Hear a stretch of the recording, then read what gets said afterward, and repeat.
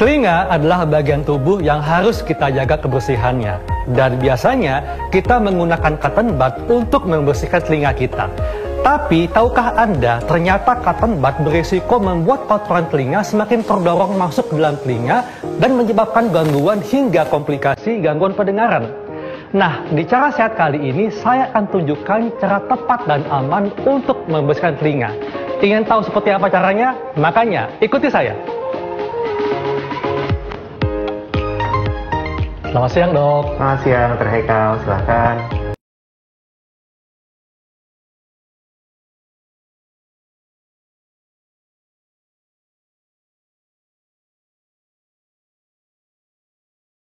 Menggunakan cotton bud atau mungkin alat lain seperti peniti atau jepitan rambut untuk membersihkan telinga.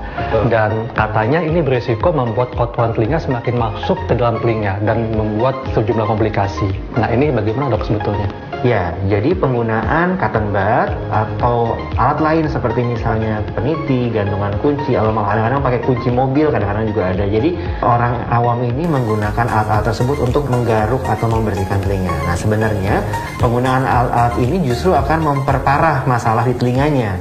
Tadi yang pertama seperti Dr. Haikal bilang, kotorannya bisa terdorong ke dalam, semakin dalam sehingga menutup gendang telinga. Nah, ini akan mengganggu pendengaran. Kemudian masalah yang kedua adalah risiko infeksi. Apalagi kalau yang digunakan adalah alat-alat yang tajam seperti misalnya peniti atau jarum, itu bisa berisiko melukai kulit liang telinga. Sehingga selain perdarahan dari liang telinga juga bisa terjadi infeksi pada liang telinga. Dan satu lagi juga khusus untuk cotton bud, yang sering terjadi adalah kapasnya ini akan tertinggal. Pada saat kita mengorek, kapasnya akan tertinggal di dalam liang telinga, sehingga akan terjadi benda asing di dalam liang telinga, dan itu harus diangkat atau harus dikeluarkan oleh dokter. Dok, sebetulnya kotoran telinga ini sebetulnya apakah memang harus dibersihkan setiap saat atau gimana, Dok? Sebenarnya kotoran telinga itu sendiri adalah produksi ya atau hasil dari kelenjar yang kita sebut kelenjar cerumen.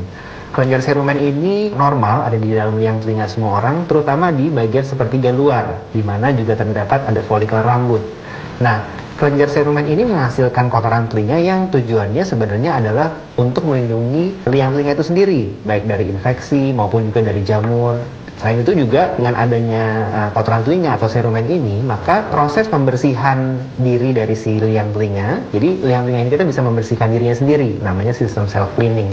Dengan adanya cerumen, maka sistem self cleaning ini akan menjadi lebih lancar. Oke, Dr. Haikal, jadi kalau misalnya kita ingin menjaga kebersihan telinga di rumah gitu ya, sebenarnya cukup hanya dengan menggunakan handuk.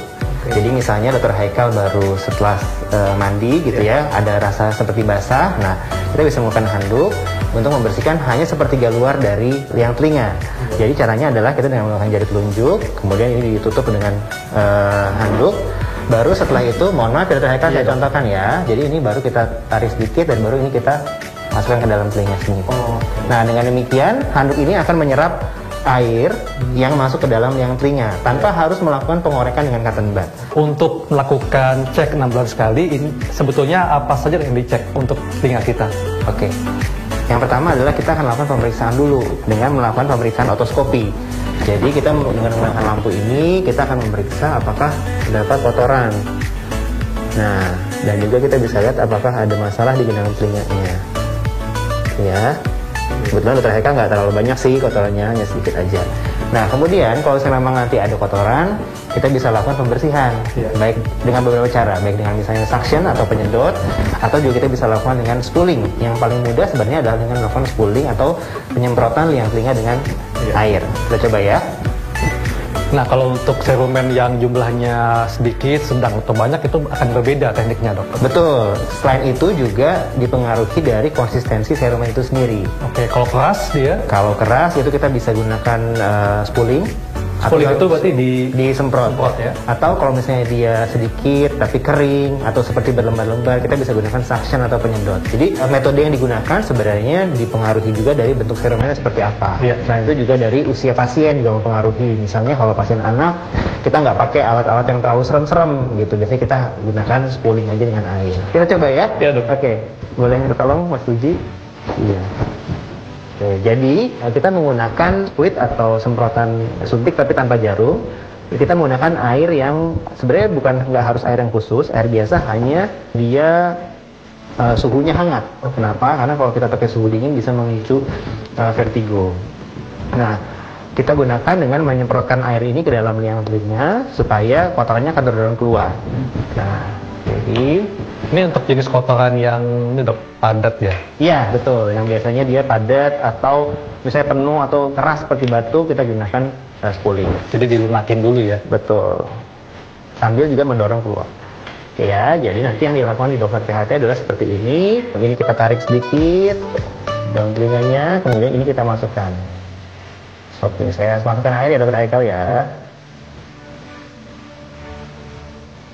Oke, nah kalau sudah lebih lunak, kadang-kadang kotoran itu akan terdorong keluar. Tapi kalaupun misalnya belum, kita bisa menggunakan penyedot atau suction. Oke, nah alatnya seperti ini. Yeah. Kalau untuk anak memang agak lebih sulit karena biasanya anak sudah takut begitu melihat alatnya seperti ini. Nah, jadi kita juga bisa melakukan setelah kita spooling dengan air, kita lakukan penyedotan dengan alat suction ini. Ya, kotorannya bisa kita sedot supaya dia tertarik keluar. Nah, atau juga bisa dengan menggunakan alat atau pengait cerumen. Gitu. Ya. Saya minta itu dulu.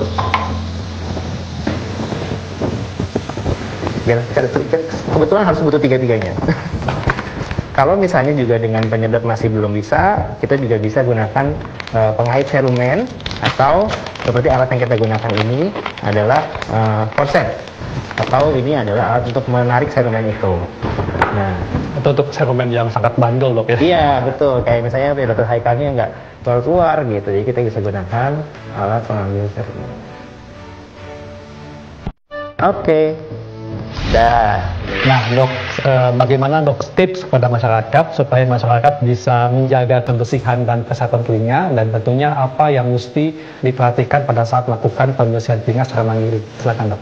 Ya, jadi yang harus dijaga adalah kebersihan telinga dengan cara tidak melakukan pengorekan dalam bentuk apapun. Tapi yang harus diperhatikan adalah setiap kali habis mandi atau setelah berenang, kita menjaga kekeringan dari si liang telinga dengan menggunakan handuk. Itu saja cukup. Setelah itu yang kedua adalah dengan kontrol rutin ke dokter THT atau ke dokter ya selama 6 bulan sekali. Nah, dengan demikian kita bisa follow up atau kita bisa mengevaluasi apakah ada kelainan. Karena seringkali kelainan di telinga itu gejalanya sangat ringan sehingga masyarakat tidak sadar dan baru ke dokter setelah penyakitnya sudah lebih parah. Nah, jadi penting bagi masyarakat untuk kontrol rutin ke dokter atau dokter THT selama 6 bulan sekali untuk dilakukan pemeriksaan telinga. Oke, baik dok, terima kasih informasinya. Sama-sama. Nah pemirsa, jadi ingat penting sekali untuk menjaga kebersihan telinga, dan ingat juga untuk datang ke dokter THT setiap 6 bulan sekali. Cara sehat dimulai dari hal sederhana, dan mulailah dari sekarang.